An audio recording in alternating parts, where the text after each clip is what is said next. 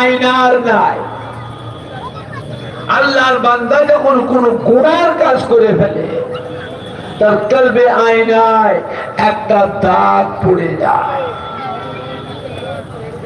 আবার একটা গুনার কাজ করে তার কলবে আয়নায় আবার একটা দাগ পড়ে যায়।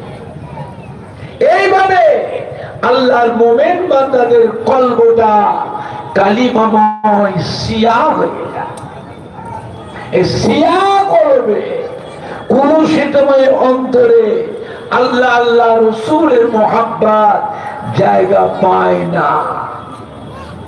প্রত্যেক জিনিস সাফ করবার যন্ত্র আছে। লিকুল্লি শাইইন সিকালাতুল কুলুবি যিকরিল্লাহ। কাপড়ে যদি ময়লা হয় পানিতে ভিজিয়ে সাবান সার্ফ দিয়ে ঘষে ধুবে কচলে পানিতে ধুলে পরিষ্কার হয়ে যায়।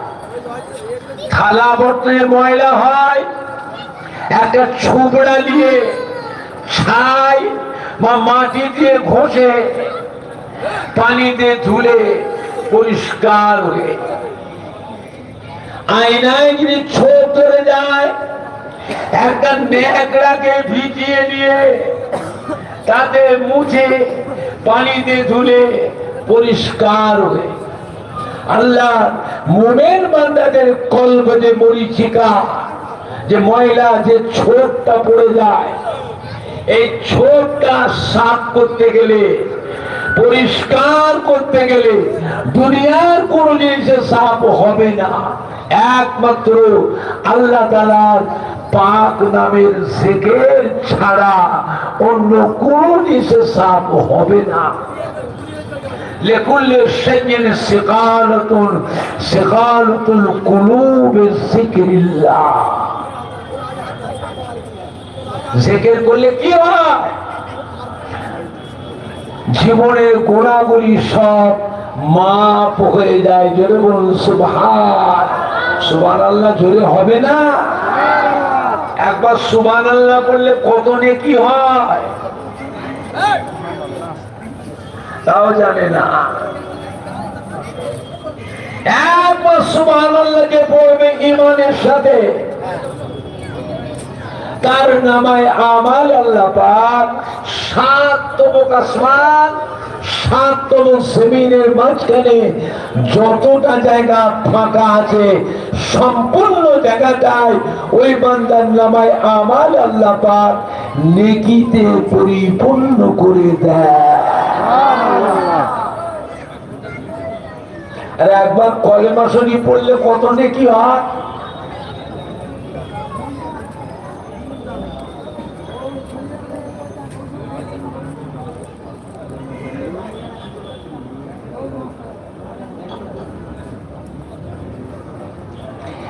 একবার কলেমা শরীফ তিলাওয়াত করলে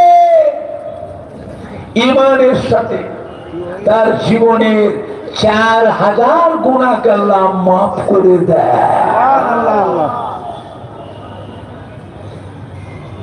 এই কলেমা শরীফ পড়ে পড়ে ওই বান্দার জীবনের গুনাহগুলো যে সব মাফ হয়ে যায়।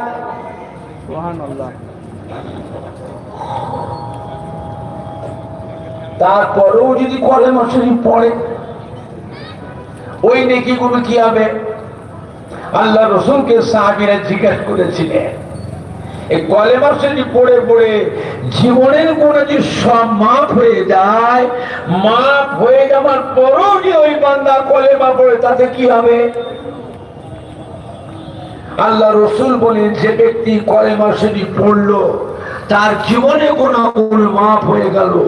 জিকিরের মজলিসে ১ ঘন্টা ওয়াজিনিসিয়াত জিকির করবে পীর আল্লামা উমর সিদ্দিকী চাচা যান আপনাদের কাছে সরাসরি লাইভ দিয়েছেন।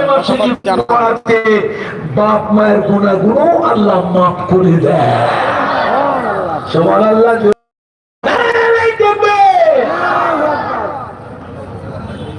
একবার সুবহানাল্লাহ তাকবীর পড়ার জন্য ৭ আসমান ৭ জমিনের মাঝ